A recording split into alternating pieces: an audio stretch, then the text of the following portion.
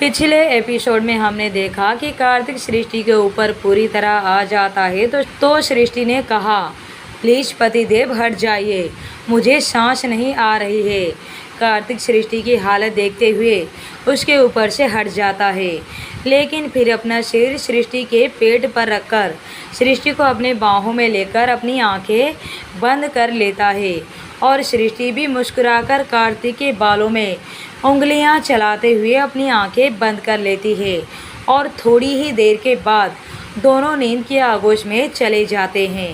अगले दिन सुबह सृष्टि मयूरी के कमरे में मयूरी को तैयार कर रही थी, क्योंकि उपासना जी ने आज उसकी मुंह दिखाई का रस्म रखी हुई थी। उपासना जी ने अपने रिश्तेदारों अड़ोस पड़ोस की औरतों को घर बुलाया हुआ था अपनी नई बहू की मुंह दिखाई के लिए। सृष्टि मयूरी को तैयार कर रही है। सृष्टि ने मयूरी को एक लाल रंग की साड़ी पहनाई हुई है और उसे एक सुहागन के रूप में तैयार किया है। पूरे 16 श्रृंगार किए हैं। फिर लास्ट में एक लाल रंग का दुपट्टा जिस पर गोल्डन हैवी वर्क किया गया था। सृष्टि उस दुपट्टे से मयूरी का चेहरा ढक देती है। तभी उपासना जी कमरे में आती है और सृष्टि को पूछती है, सृष्टि बेटा, तुमने मयूरी को तैयार कर दिया ना? सृष्टि ने कहा, हाँ माँ, मयूरी बिल्कुल तैयार है, देखिए आप। सृष्टि मयूरी के चेहरे से दुपट्टा को हटाते हुए उसके सामने से हट जाती है। सृष्टि ने आज मयूरी को वाकई बहुत ही सुंदर से सजाया था। मयूरी को देखकर उपासना जी बहुत ही इमोशनल हो जाती है और फिर अपने आँखों से काजल लेकर मयूरी के कान के पीछे लगाते हुए बोलती है, बहुत सुंदर लग रही हो, किसी की नज़र ना लगे मेरी बहू को। सृष्टि ने अभी एक सिंपल सा ग्रीन कलर का पटियाला सूट पहना हुआ था। उपासना जी सृष्टि को देखते हुए बोलते हैं, बेटा तुम भी तैयार हो जाओ, सभी औरतें आती होंगी, अब सभी औरतें आएंगी तो दोनों बहू को देखेंगी।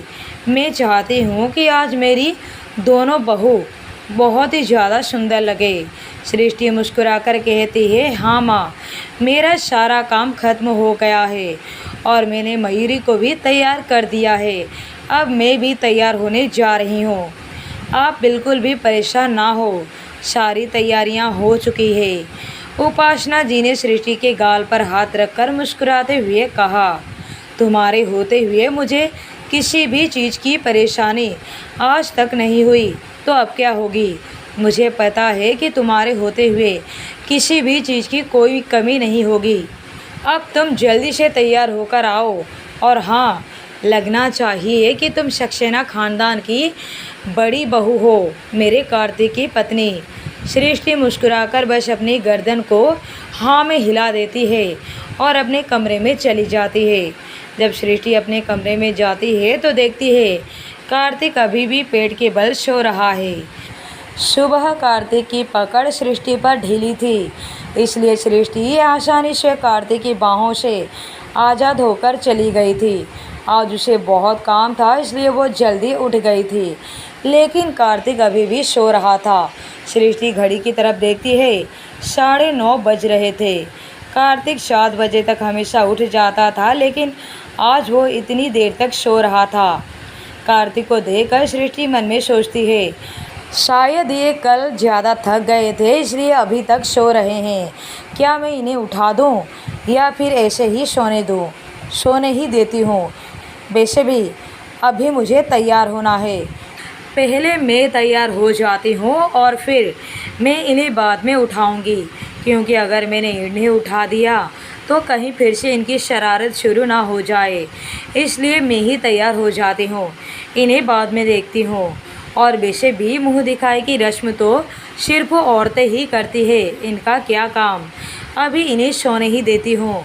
सृष्टि ये सोचते हुए अपने क्लोजेस्ट रूम में चली जाती है, अपनी साड़ी का कलेक्शन देखने लगती है।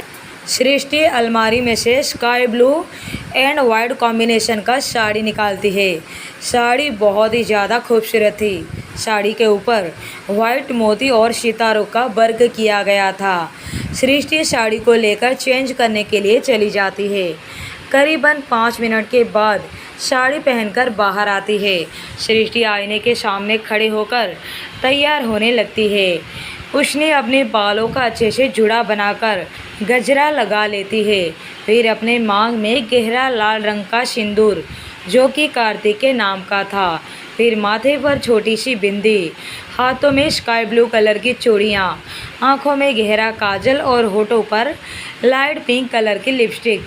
लेकिन चूड़ियाँ पहनने के बाद कमरे में चूड़ियों का शोर होने लगता है और चूड़ियों के शोर से कार्तिक की नींद खराब होने लगती है। कार्तिक तकिए को अपने सिर के ऊपर रखकर बहुत ही गुस्से में बोलता है, अब ये शोर कैसा है। कार्तिक बंद आंखों से ही बेड पर हाथ घुमाने लगता है। जब कार्तिक को महसूस होता है कि सृष्टि बिस्तर पर नहीं है तो वो अपनी आंखें खोल देता है। कार्तिक बेड से उठता है, चारों तरफ अपनी नज़रें घुमाता है। फिर चूड़ियों के शोर का पीछा करते हुए वो भी क्लोजेस्ट रूम में आता है। फिर उसकी नज़र आईने के सामने खड़ी सृष्टि पर जाती है। स्काई ब्लू और वाइट कॉम्बिनेशन की साड़ी पर सृष्टि के गोरे बदन पर बहुत ही प्यारी लग रही थी। आज तो सृष्टि तैयार भी बहुत ही अच्छे से हुई थी। वो आज बहुत ही प्यारी लग रही थी। मांग में सिंदूर, बालों का जुड़ा बनाकर उसमें गजरा, आँखों में काजल, माथे में बिंदी, होठों पे पिंक कलर की लिपस्टिक, गले में मंगलसूत्र, कानों में वाइट डायमंड की झुमके और साड़ी में से झांकती हुई सृष्टि की पतली कमर पर एक वाइट डायमंड की पतली सी चैन, जो कि कमर पर बंधी हुई थी। कार्तिक अपनी नज़र सृष्टि से हटा ही नहीं पा रहा था। सृष्टि अच्छे से तैयार होकर पीछे मुड़ती है तो देखती है कि कार्तिक जाग चुका है। सृष्टि कार्तिक को देखकर मुस्कुराकर बोलती है, आप जाग गए? कार्तिक ने पूछा, ये इतनी सज धज कर कहाँ जा रही हो? अरे वो मैं। सृष्टि इतना बोल ही पाई थी कि तभी उसे बाहर से उपासना जी की आवाज़ सुनाई देती है, सृष्टि बेटा जल्दी से नीचे आओ। सृष्टि बाहर जाते हुए बोलती है, आप फ्रेश हो जाइए, मैं आपका ब्रेकफास्ट आज आपके कमरे में ही भिजवा देती हूँ। सृष्टि की बात सुनकर एक पल के लिए कार्तिक को अजीब लगता है, लेकिन फिर अपने सारे ख्यालों को झटक कर वॉशरूम चला जाता है। थोड़ी देर के बाद कार्तिक टॉवेल से बालों को पोंछते हुए बाहर आता है। वो भी अपने क्लोजेस्ट रूम में आता है। वहाँ पर कैजुअल ब्लू जीन्स और वाइट शर्ट पहन लेता है। वैसे भी आज वीकेंड था, इसलिए कार्तिक आज छुट्टी पर ही था और कार्तिक कैजुअल कपड़ों में बहुत ही ज़्यादा हॉट, सेक्सी और हैंडसम लग रहा था। सृष्टि उपासना जी के पास आती है। उपासना जी सृष्टि को बोलती है, सारी औरतें हॉल में आ चुकी है, तुम जाकर मयूरी को ले आओ। सृष्टि मुस्कुराकर अपनी गर्दन हाँ में हिला देती है और फिर मयूरी को लाने के लिए मयूरी के कमरे में चली जाती है। दूसरी तरफ अनुराधा की शिफ्ट आज रात की थी, इसलिए वो भी आज घर पर ही है। अनुराधा भी तैयार होकर बाहर आती है, लेकिन उसकी नज़रें फ़ोन पर होने की वजह से सामने किसी से टकरा जाती है।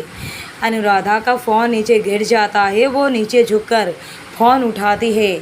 सामने कोई और नहीं बल्कि जैकी ही था, जो उसे आंखें फाड़ फाड़ कर देख रहा था। अनुराधा ने आज ग्रीन कलर की कुर्ती और ब्लैक जीन्स पहनी हुई थी। उसके साथ बालों को खुला छोड़ा हुआ था। होठों पर बस पिंक कलर का लिप बाम लगा रखा था। बाकी अनुराधा ने कोई मेकअप अपने चेहरे पर नहीं किया था। अनुराधा हमेशा की तरह बहुत ही प्यारी लग रही थी। अनुराधा अपना फ़ोन उठाकर सामने देखती है तो उसका मूड ख़राब हो जाता है। उसने अपनी आंखों को रोल करते हुए वहां से जाने लगती है। तभी जैकी ने अनुराधा को रोकते हुए बोला, गुड मॉर्निंग मिस ब्यूटी।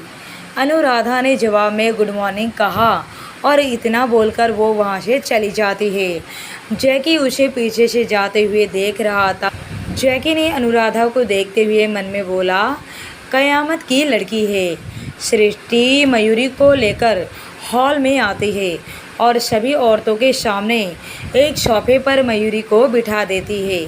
सारी औरतें मयूरी को छोड़कर बस सृष्टि को ही देख रही थी, क्योंकि सृष्टि लग ही इतनी प्यारी रही थी सभी औरत उपासना जी से पूछती है, उपासना जी ये प्यारी सी बच्ची कौन है, कितनी खूबसूरत है ये। आज से पहले हमने इस बच्ची को यहाँ पर कभी नहीं देखा था। जाहिर सी बात है सृष्टि इस विला में पहले आई तो थी, लेकिन सिर्फ एक रात के लिए।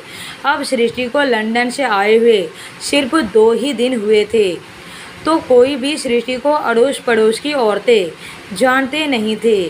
सृष्टि सभी के लिए एक अजनबी लड़की थी। उपासना जी उस औरत को जवाब देती है, ये मेरी बड़ी बहू है, कार्तिक की पत्नी। सारी औरतें सृष्टि को हैरान नज़रों से देखने लगती है, क्योंकि कार्तिक पिछले कई सालों से यहाँ रह रहा था।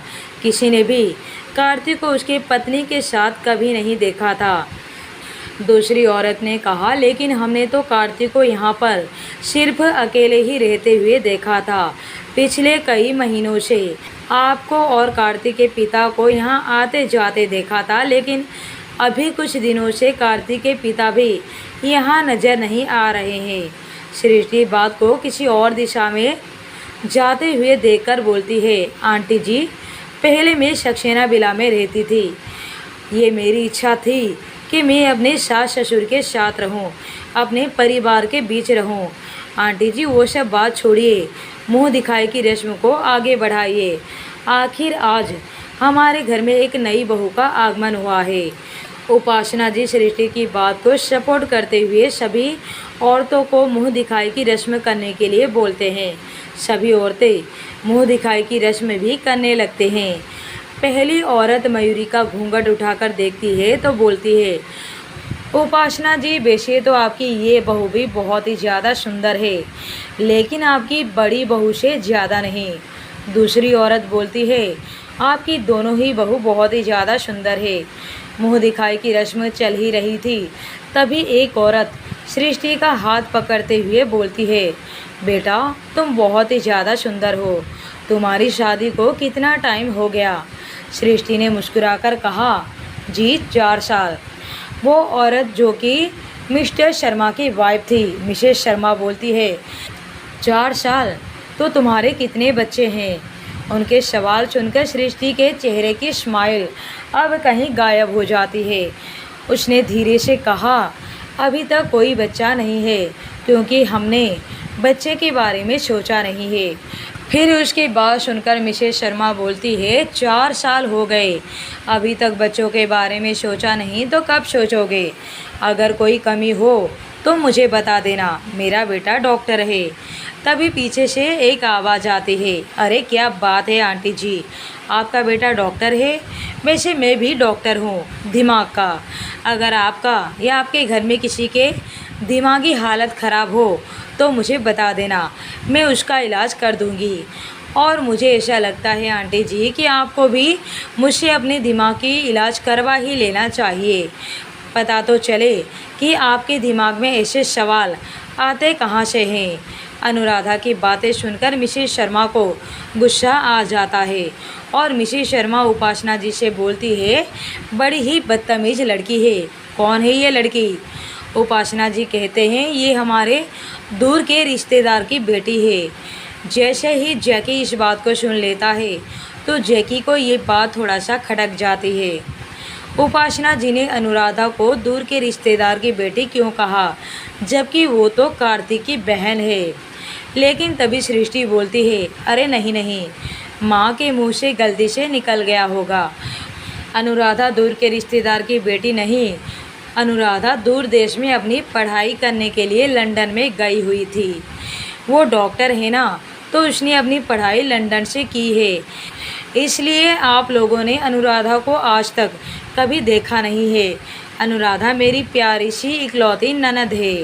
सृष्टि के बातें सुनकर अनुराधा को बहुत अच्छा लगता है। पहली बार किसी ने अनुराधा की तरफ से कहा था और सामने वालों को चुप करवा दिया था, लेकिन उपासना जी को सृष्टि की बात बिल्कुल भी अच्छी नहीं लगती और फिर काफ़ी देर तक ऐसे ही बातें होती है। मुंह दिखाई की रस्म होती है। मुंह दिखाई की रस्म पूरा होने के बाद सभी औरतों को अच्छे से स्नैक्स वगैरह सर्व करवा दिया जाता है। दूसरी तरफ हॉस्पिटल में अजय की माँ अजय को खाना खिला रही थी। अजय की माँ ने अजय को अनुराधा के बारे में सब कुछ बता दिया था, इसलिए अजय भी एक बार अनुराधा से मिलकर उसे थैंक यू बोलना चाहता था। लेकिन जब से अजय होश में आया है तब से उसकी अनुराधा से मुलाकात ही नहीं हो पाई, इसलिए अजय अनुराधा का इंतज़ार कर रहा था। तभी एक नर्स अजय को दवाई खिलाने के लिए आती है तो अजय उस नर्स से पूछता है, हेलो सिस्टर, डॉक्टर अनुराधा कहाँ है?